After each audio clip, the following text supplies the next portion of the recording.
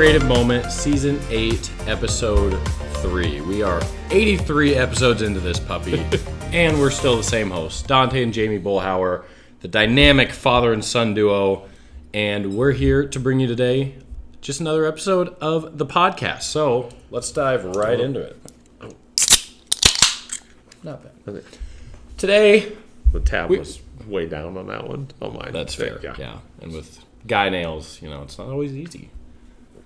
We do hard things to create this podcast. But anyway, we have some exciting, more non-off the cuff topics for you guys here later this season. But for today, we're gonna do just three, either fun, hard, just three questions that we have for each other. We've done this, I think, once or twice before. And I thought those turned out pretty decently, actually. So, we're just doing three questions for each other and then prompting you guys to ask us questions in the comments. Do you want to go first? Yeah, because I think I already know the answer, but I might be surprised. So, one question I thought of is, who in your field of study would you like to get feedback from and why? I'm going to try and not say Peter McKinnon. I'm going to try and have a better, a more creative, outside-the-box answer. He would be cool. He's a very fun, kind of quirky guy. So I feel like he'd be able to relay constructive criticism very well. He does a series, I don't know if he still does it, where people send him raw photos and he edits them how he would. Yeah. So something like that would be fun. Sorry about that, by the way. With live audience. Yeah. We do tape in front of a live audience. Let's see, maybe someone that's not... Peter Lick, I would love for him to look at... He has the most expensive print ever sold. Oh, okay. He had like a 110-pound book. He's the most famous landscape photographer probably of all time. He has galleries everywhere, whatever. He would be really interesting to see how he critiques my landscape. Not only the composition and stuff, but also the editing, because his edits are very, very bright, very vibrant. Almost like there are some that, in my opinion, I don't really like how much he saturated them, just like personal preference. But he has some of the most insane photos I've ever seen, and I would love to kind of have him, like, to be able to pick his brain on my photos, because we've been to a couple of the same places, and some of the shots that he gets are very interesting. Well, I could kind of, as you height. I mean, I guess that does make sense, but I didn't know. Yeah. There's a spot in the Tetons, actually, where me and my buddy had lunch, and we actually went down to the very... It wasn't the same boat, but like the very kind of boating dock area that he took this really cool photo. I'll put it up on the screen. But the photo that I took is different time of day, a lot of different things, but it's kind of similar. I mean, same spot, you're going to get a similar photo. Yeah. But I'd love just to kind of get his feedback on some of those where we were kind of in the same place and what he would say. So, yeah. Peter Lick. Both Peters. Whoever's. I mean, I kind of do, but yet I was just like, you don't know. You don't know until. Is there anybody in the sport hype video, or because I know you follow Gage. I'm gonna butcher this. Duchan. Is that the Celtic guy? Yeah. He moved on now. He's working with a big production company. Oh. He would be really cool because he uses a lot more of the After Effects, kind of morphing the scene, taking the ball out and zooming in, things like that.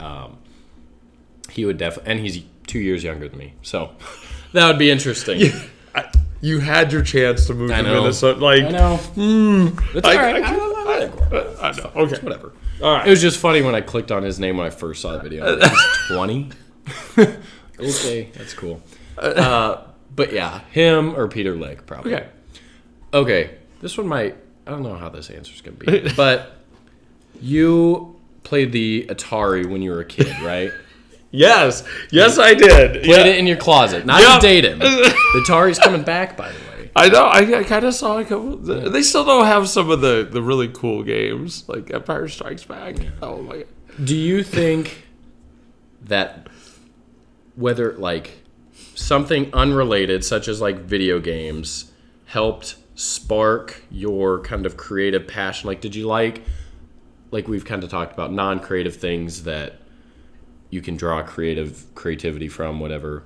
So, like, did playing video games and whether it was the storylines of Zelda or whatever, did you pick apart kind of some of that stuff early in your childhood where you can kind of look back and say, yeah, that maybe subconsciously helped me recognize that passion?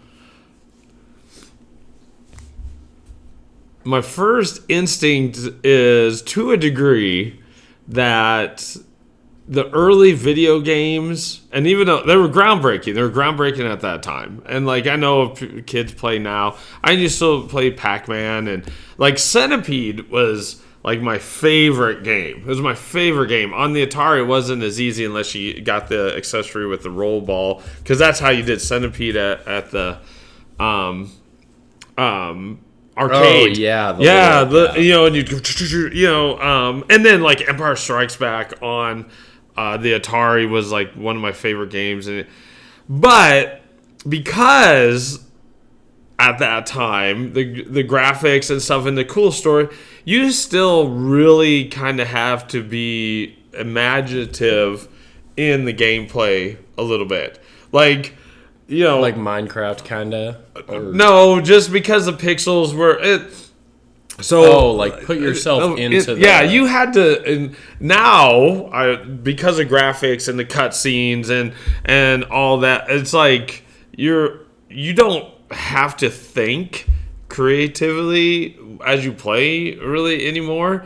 And sometimes it's just... depending on, that's why I still play Minecraft with the girls, because you got to build your house, you got to do, different things like that. So the other aspect though is also, yes, the Atari, but going to the arcade and community and people and stuff like that, it was still really personal. You'd call your friends, like even when I moved to Douglas, like we'd call and we'd go to the mini mart and see which new arcade game they changed, about 8 months or so. And it just, and you'd have fun and you'd talk about who won, and different stuff, So did it directly affect poetry and some things? No, but imagination... and stuff like Tank was like, it was you battled people. I mean, it still kind of looked like a tank, but it basically were pixels going through a maze, and you try to shoot the other tank, and you had to kind of imagine to actually have it fun. And I'm gonna get you, saying there's just that little jump that your brain was going. And now you're told the storyline, and I know there's open world games and stuff like that, but yet it just, because the graphics are so good and the storylines and the cuts, like, I don't think you have to quite think as much with your imagination to enjoy and get into the game. So I think that part was helpful. Kept me thinking creatively and, coming up with ideas and stuff like that. Yeah, because now it can become just kind of mindless, just on the controller or whatever. And a lot of the games, I think, are like, just shoot the other guys, like Fortnite or like the games on your phone now, like Block Blast, like that's a big one right now with the scene, or Candy Crush or whatever. Or Candy Crush. It's just like, I get it's match 3 of it, but it's not that much engagement in your head. So it did, and no direct to the poetry, but yet it was groundbreaking. It was fun, and it just basically, the graphics were so basic, you had to use your head to get into into the stories, and even Indiana Jones, like the pixel, like the Indiana was not. He did not have a face. He had a different colored hat, and it was just like a glorified stickman. Yeah. And so you had to think, you had to kind of see it. You kind of to have fun in that regard. Okay. Yeah. Interesting. And if you were the only one with the Atari, your friends all came over to Yeah. you. Like, and the community part, like, and I know we can still have that, but lots of kids play separately at their own play, and they talk to each other over the thing, but they're in separate places. And if you knew your friends were coming over, you could talk mom into getting pizza bites, or and it just, the community part maybe is one of the coolest things that I kind of miss about some of that, which is fun. My daughter sit in the living room, we're talking, and we're Minecraft, but You didn't let me get Minecraft. I'll never forget that. I'll never forget that. $7 on the App Store was a hefty price back then, and I don't think you really knew what it was. Yeah, no, not until actually a student showed me, and then Oh, all right. Second question: what non-monetary way are you going to be able to know that you made it?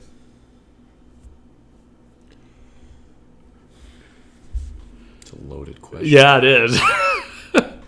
Like I've talked about, money has become a central part of the business. So, but you do own a business, so that has, like, we have to know that, and that's a factor. So outside of the bit, like, I'll say,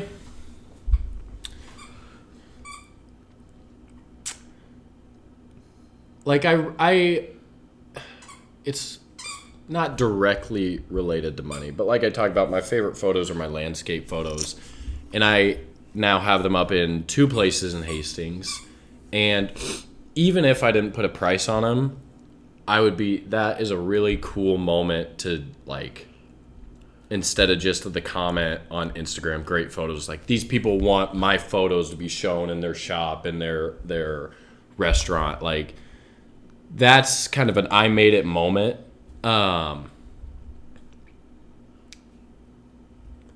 Probably some sort of, like, national or big time recognition. Like, Peter McKinnon saying something about my photo would be a really cool moment. Or, like, and he has a coin. Yeah, Canadian coin. Coin. Like, oh my God. I remember that episode, like, because he went down to show how he got and I was like, holy. Yeah, he's done a lot. That's crazy cool. Like, honestly. Like, he has an actual Canadian minted coin. The coin. Yeah. Hope to get that big. Whatever. Or I'd say to take it one step further, having my own gallery would be really cool. Oh, yeah. That would be, yeah. Having a gallery to have all these different photos would, even if I wasn't selling them, would be an I made it. Or have a gallery showing somewhere. Like, a little pop-up. Or something like, yeah. That would be really cool. Yeah, I mean, it's fun to, like we've talked about, just go back and reflect and be like, this is what I used to pray for. I used to pray to be in this position right now, as stressful as it gets. But, like, I feel like I've made it even at the point that I'm at. I am still heavily motivated, but I am really proud of just me being able to build what I've built, kind of money regardless, that all these clients like my work and not like my name's out there and all that stuff. Money aside is kind of just, I feel like whatever it is, I've made it, and then it's on to the next make it moment, I guess. Okay. Okay. Let me word this right. So would you, in exchange for a very successful monetary career, you make a lot of money through your writing, whatever it may be, books, poetry, both, everything under the sun, would you trade that if you had to go kind of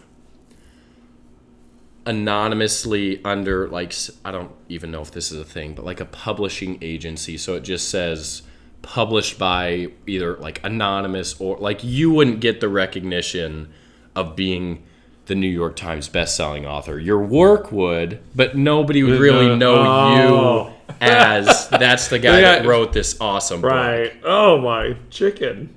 Would you sell out for the cash? Oh.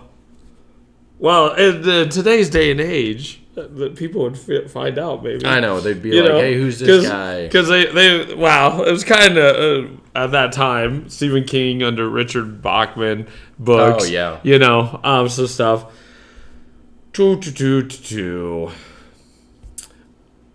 In one way, it's easy to answer the question because I do not make money in what I do. But at the heart of it, I think I've mentioned this in some other correlation or something. And it kind of connects a little bit to the question I asked you. And last summer, when I got the chance to just be the poet, when doing my workshops and doing my readings and stuff, in the libraries and stuff like that, that aspect just kind of drives me more than the monetary. And I know it's easy to say that because I don't actually make, honestly, any money doing this. And it's even, I don't put... Preferred would be the happy medium. Yeah, medium, it would be a happy medium. I'm like, I don't put ads on my blog or anything. I don't do any of that, which I know is my choice. Like, I get... but it's also a lot of work doing those things and setting it up. So I just kind of write. So I would not sell out for the financial part. The recognition, and it's not being egotistical, it's just that's what you do. Like, that's, again, because our creativity, our definition is centered on the idea, is the expression of who we are. And so I'm not going to, that last summer doing those things, like, those were some bucket filling moments. Like, they didn't know me as a teacher or a coach or your dad, or, because I get it all the time. Are you Dante's dad? Yeah. Or Sebastian's, or, it's like I'm your father instead of just who I am. And so those opportunities to be recognized for my creativity just fill my soul. Yeah.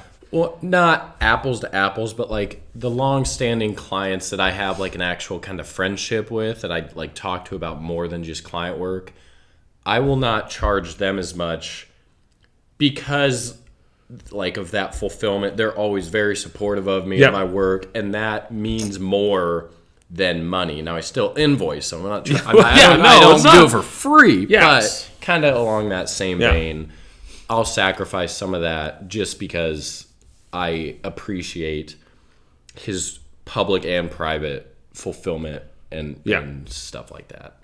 Yeah. Because at the end of the day, our lives are about our connections and and stuff like that. So I can I figured you would say that, but I didn't know. It's not easy. The only reason it's easy to answer that is because you don't have a wad of cash over there. No, because I've never made I chapters books and gifts out of Seward. Like, I got a check coming for like $12, and I'm so proud of that because they take 50 and I take, so it means I actually sold about 5 books, and it's like, cool. Like, $12 makes me happy. Would you rather have $12 or not? I have my first invoice, the like second half of it, the first time I ever spoke about mental health in there. Just kept it because I was like, and I didn't charge dirt, but it's like, it was pretty cool. Well, and people do put, like their first dollar. You might see that in a business. Yeah. All right. What is the most What's the story about the most work you had to put in to get a cool photo?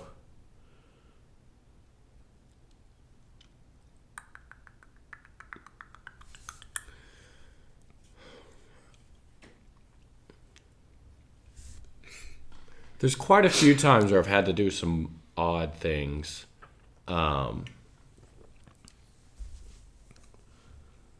Like there's different kind of types of work. There's like physically challenging, like where I had to climb a rock, whatever. Or there's setting all this stuff up just to get kind of one photo type thing. I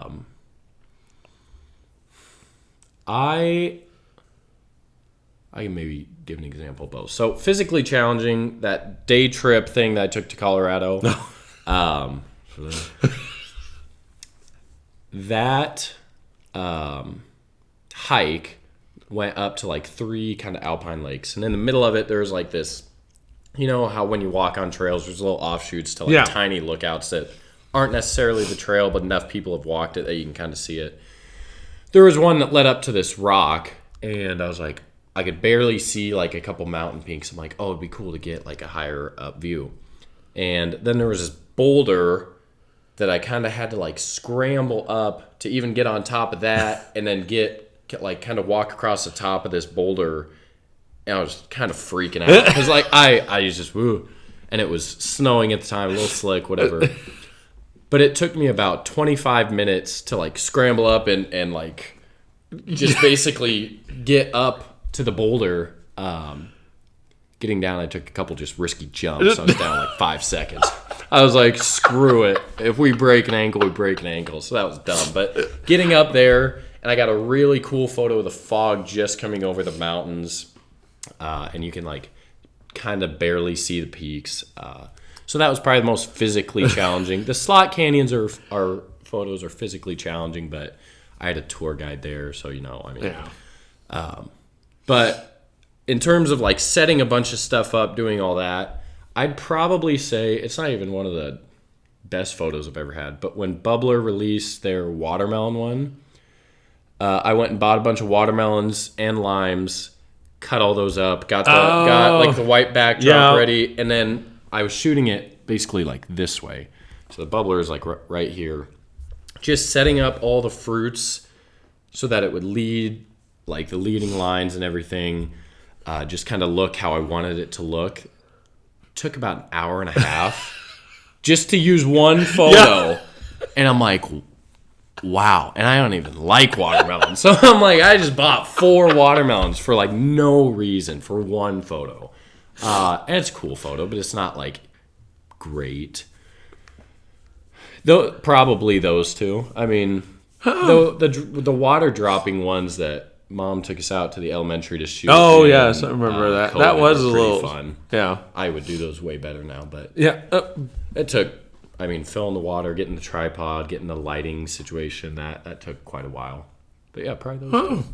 Okay, I did not know that the Bubbler one was just, you want to get it so like this slime is a little more blurred, and it just kind of leads you to the point, and I kept just looking at the sensor, and I'm like, okay, just fix this. You got to clean up the juice from where you left it.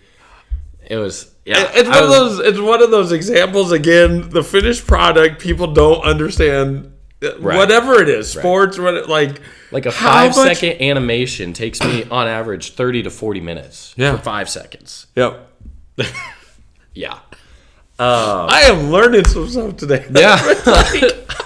I don't think I'll do that again unless it's like peach mango Bubbler. I remember you talking about the boulder, but not the risky jumps down. Like, well, I was like, Mom would have probably be like, and I didn't like. I was wearing tennis shoes or whatever. Well, because I was like, I gotta get going. It's snowing. It's cold. I'm in just a sweatshirt and sweatpants. I'm like, we gotta go, dude. See, that's the cool part to a degree of creativity of doing so. Like, is the community, like talking about the Atari and your friend, the community, the stories, the depth of the moment that comes into play with it. Yeah, that's funny. Yeah. Okay. Do you think you would have a, I'm not even going to say more or less successful or whatever, a different writing career if you were just Jamie Bolhauer and you weren't married, no kid, like if you were just kind of a bachelor. The actual dream I had of being a struggling artist and living in Minneapolis and stuff. To a degree, because you there was a question one time I remember. Did I miss my chance? But if I was a bachelor, if I would have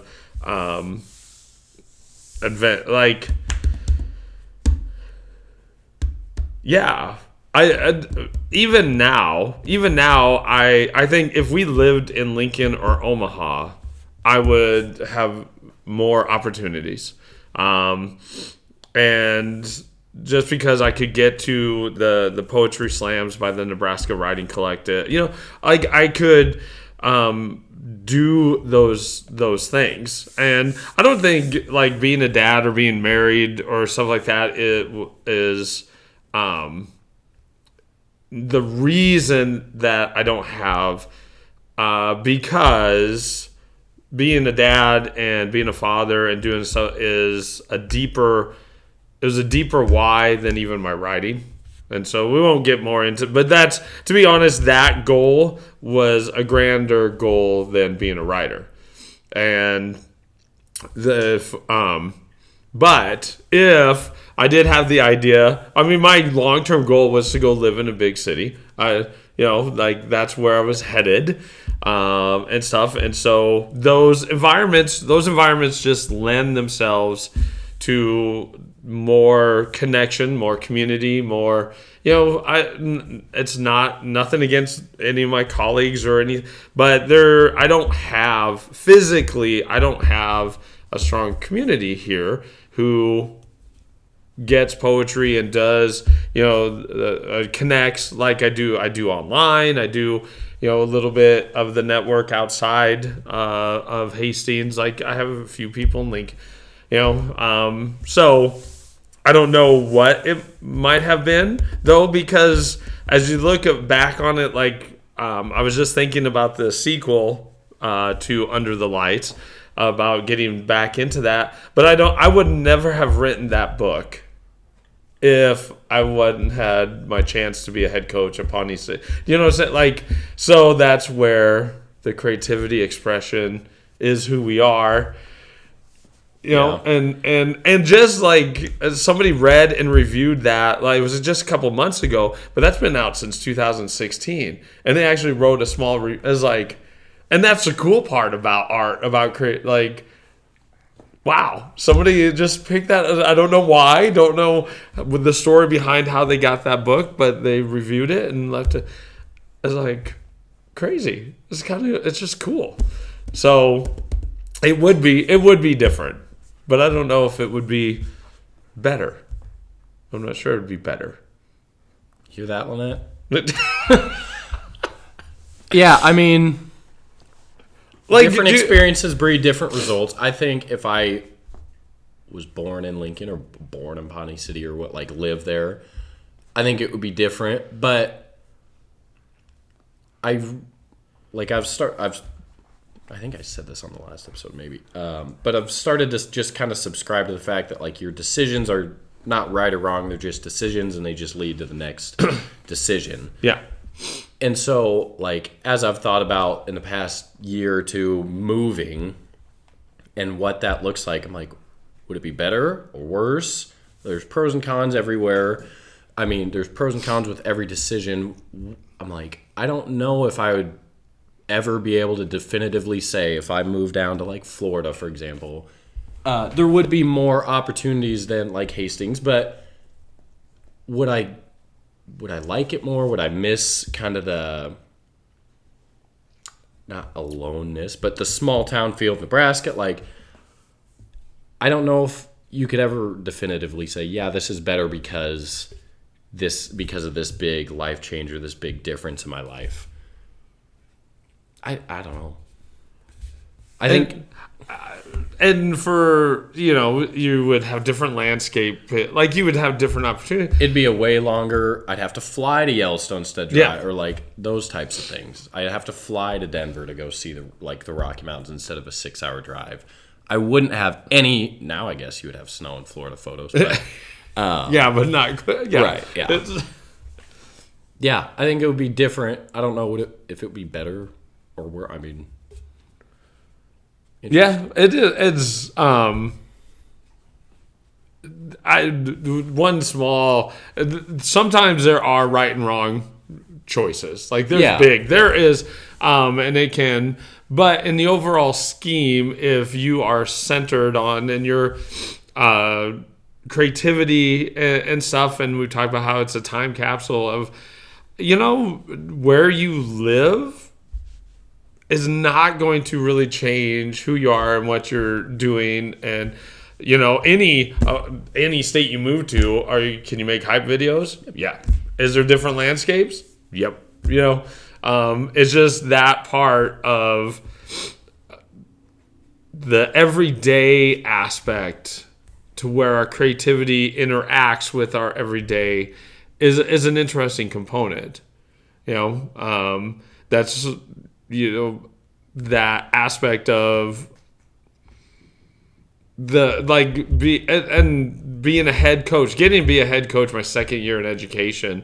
Like that's a big and so and it took years later for me to actually write the book. But if I'd have never been head coach, even if I'd never been a head coach, because I've been an assistant for, I don't know, I still don't know if I could have written the book. Probably could have, but yet when you're in it would have been different. It would have been different because I had not experienced that responsibility, So, all right. There you go. 3 questions. Those are our 3 questions. I think part 3. We've done this twice before, something like that. But yeah, like I said, we have a couple heavy-hitting topics coming up here in the next few episodes, definitely sometime this season, so be on the lookout for that. Let us know your answers to these questions and or ask us a couple in the comments. We're on YouTube, Spotify, Apple, all the places that you can find the podcasts. We are there. So yeah, this was Season 8, Episode 3 of The Creative Moment, and we'll see you guys in a couple weeks.